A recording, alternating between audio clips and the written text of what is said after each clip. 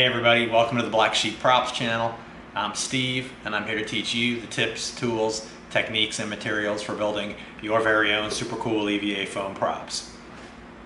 In tonight's episode, EVA Foam Basics, we're going to do a brief overview on the material we use here at Black Sheep Props for every one of our props, and that's EVA foam, or ethylene vinyl acetate. Now, what we're not going to do in this episode is we're not going to answer questions like, what is the copolymer produced when? Or what is the chemical formula for EVA foam? Or what differentiates between open cell and closed cell foam? Boring. What we are going to answer by the end of this episode is the one question that matters, and that's, what is EVA foam? It's cool, that's what it is. We're going to look at everything that we do with the foam. We're going to look at how it handles and reacts when we're building with it. We're going to look at the different sizes you can get, different colors, different textures, different forms it comes in. We're going to look at where you get it. We're going to look at the different ways we work with it. We're going to look at cutting it. We're going to look at sanding it. We're going to look at heat shaping it. We're going to look at sealing it. A lot of cool stuff. So, a ton of information you'll get in this one episode. So, if you're ready to hit it, let's take a look at the material we use for making something. Okay, the different thicknesses for EVA foam. You can get anything from the thin 2mm all the way up to the 2-inch. And it's good to have a little bit of everything on hand because different parts are going to require different thicknesses for your parts. We saw thin metal being belt around things. We saw close to half-inch thick foam used for the wall of a helmet. And you can't go wrong by always having a lot of different thicknesses. So get yourself an arsenal of different thicknesses of foam because you'll need it for all kinds of different props. When you buy the normal craft foam from the art supply store, or you buy rolls of EVA foam from different places, you'll get them with smooth texture on both sides. Floor mat foam comes with a smooth side and it comes with a rough side. And due to the way that they've done this, the contact cement doesn't love sticking together. For example, when we'll be building a shield coming up in a while, and when we put the strap on the back of the shield, this is the back of the shield, and we needed to stick our EVA foam strap down on the foam. So where the strap is going to attach to the foam, we have to take the Dremel and take off the top layer and get down to the raw foam so it's the same as this side. And then once we do that, it's a-okay, and we can glue it and stick to it. So EVA foam comes in a ton of different colors, definitely not a shortage of colors, but most of what I do is either the gray floor mat foam or the black. Not only does EVA foam come in sheets and rolls, but check this out, pow! It even comes in dowels, that's right.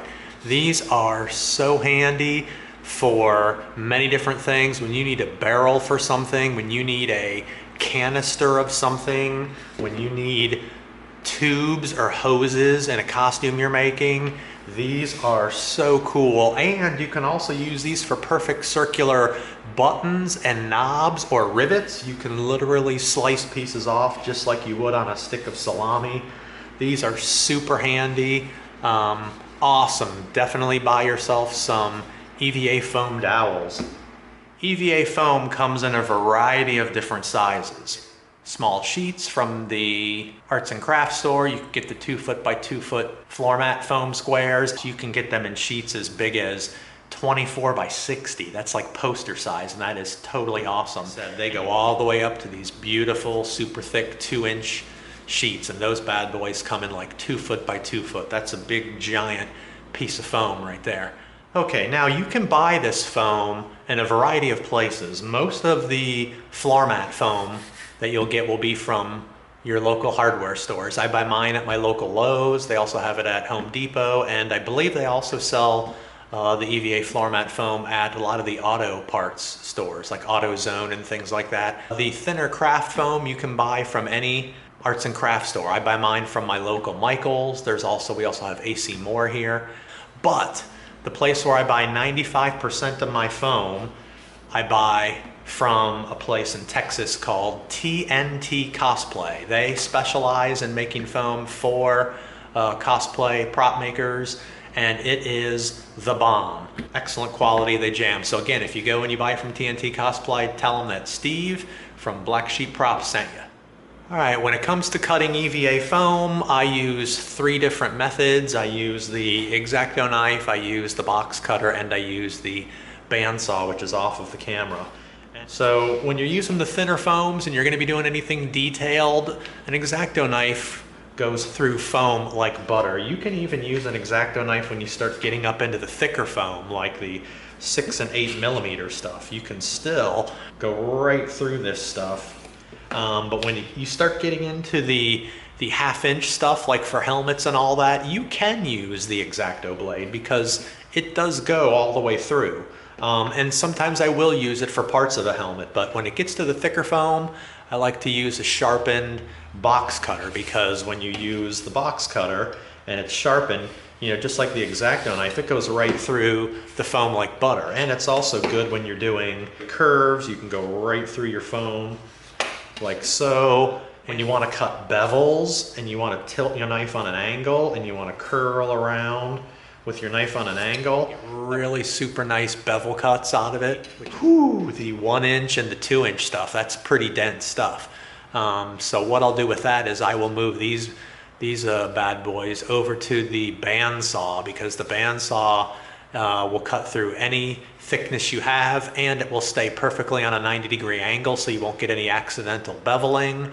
For some reason, this stuff really tears up the sharpness of a blade. You'll notice after not that many cuts, your box cutter starts to get really dull, and then you're not going to get those super smooth cuts that we just saw. When we sliced that bevel, holy smokes, that went right through there like a hot knife through butter.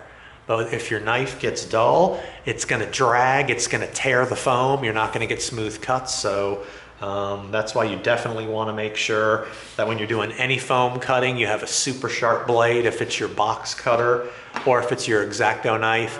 And one thing's for sure, you will have to regularly sharpen your blade. That's why we've seen in some other episodes that we have the Kershaw sharpener for our box cutter, and we've also seen in another episode that it's good to have a ton of extra X-Acto blades on hand, because foam is tough on blades. But X-Acto knife, box cutter, and bandsaw. Okay, EVA foam is super bendable, as we've already seen through our videos, which is what makes it so cool. It's super tough, but super flexible, so you can do all kinds of cool stuff with it. You can even, when you get into the floor mat foam, you know, it also rolls up. We saw that when we did our night helmet. It definitely rolls up, super strong, but it's also super flexible. Not only is EVA foam flexible, but it's shapeable. Again, we saw in the video for making the night helmet that we took our EVA floor mat foam, which is fairly stiff, and yes, you can bend it, but we heated it up so we could curl it and that it would keep the curl. And then once it cools off, it stays in that shape. And that opens up a whole world of possibilities if you're doing curved shoulder plates or kneecaps or a lot of different things that require curving in multiple directions. You can heat it up and form it. You heat it up, you roll it around in the directions you want, or you can just hold it, whatever you want. You heat it up and it makes it very soft, and it'll cool off and stay in that shape for you. Not only is EVA foam soft and flexible, but it's shapeable, which is awesome. Not only is EVA foam flexible, and you can heat shape it like we've seen here, but it's when we start to line up the edges of a piece that we're gluing. Let me flip this around so you can see it. It'll compress and it'll stretch, and you can do that by force. So if you start noticing, this end is longer than we need, But it's okay because you can squeeze it in because it's foam, it's flexible, and you can line it right up, and look at that, pow. There, the end met up perfectly. Even if you're off on your measurement a little bit, your cut is not perfect, you can make it perfect. Okay, we just saw one example of how foam stretches and contracts, which helped us perfectly stretch our foam to line up the ends completely. Now we're going to look at one more example, which I like even more, and that's this. We have two pieces of foam that are different lengths. Now this first piece, the longer piece, this is measured to perfectly fit around this circle. So what we're going to do is we're going to line this up around the edge. Now we're going to be careful, we're just going to lay it down. We're not going to stretch the foam at all, and let me show you what happens. And now when we come around to the end, it's going to line up, look at that, perfectly with where we wanted it to. Now we take the shorter piece. This is a great illustration of how much foam can stretch. Now this piece is considerably shorter, so what we do this time is instead of just laying it down, we stretch it. And we stretch it.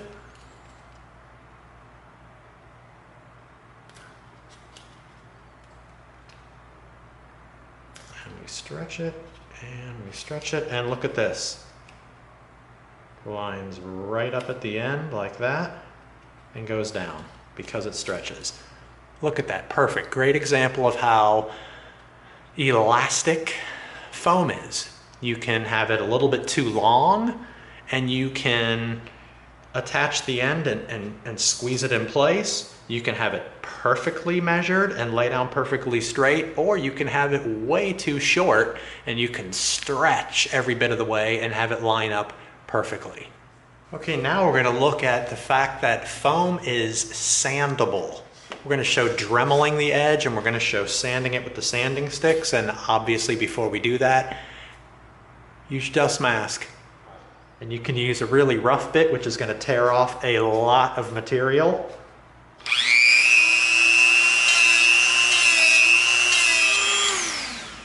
Okay, now we roughed up the edge. Now what we can do is we can come in with a smoother Dremel bit.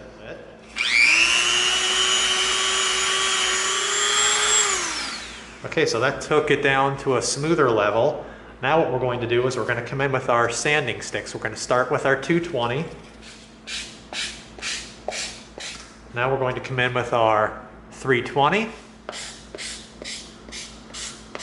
That is a very nice smooth edge now compared to the square edge on this side. Very nice. Okay, now we're going to take a quick look at the fact that not only can you sand foam, but you can seal it. And what we're talking about is heat sealing. And we've seen this in every one of our videos. Very simple. The surface of the foam is dry and very porous feeling, and it looks very matte finish.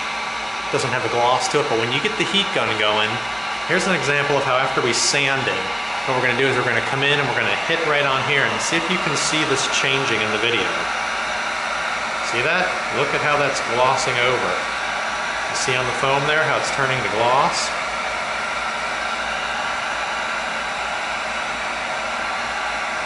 Very nice. So as you can tell, that gave it a little bit of a glossy feel. Look at that. The surface of the foam tightens up and it really smooths it out. Look at the difference. Now what we're going to do is we're going to come over to this piece. Let's get the heat gun raging, which it does because that thing is a monster. We can't say it enough. Be careful with that thing. Let's see if we can catch this on the video, if we can see the way that the surface changes from the dull. Look at that. Look at that. Holy smokes. See that? Beautiful. Look at that. That's simple. Look how glossy it is now. It really tightened the surface up and it glossed it over, and here on the end you can see that it's still dry and matte finish. This way you're preparing the surface for paint. You're glossing it over, it's getting smoother. It definitely feels smoother on this side than this side. Okay, now we need to talk about something also very important about foam. When you're doing something like the wood burner and it's burning foam, if you're in a big enough area and you have a fan off to the side, which I do, which blows all the wind this way, a dust mask is fine as long as it's not going in your face. So And as we've talked about before, when you are going to be dremeling, man, this thing throws dust all over the place, and I mean all over the place. It's a super fine layer of black dust, and you do not want to be breathing that in. So wear your dust mask when you're dremeling, and if you're going to be wood burning. Okay, that concludes EVA Foam Basics.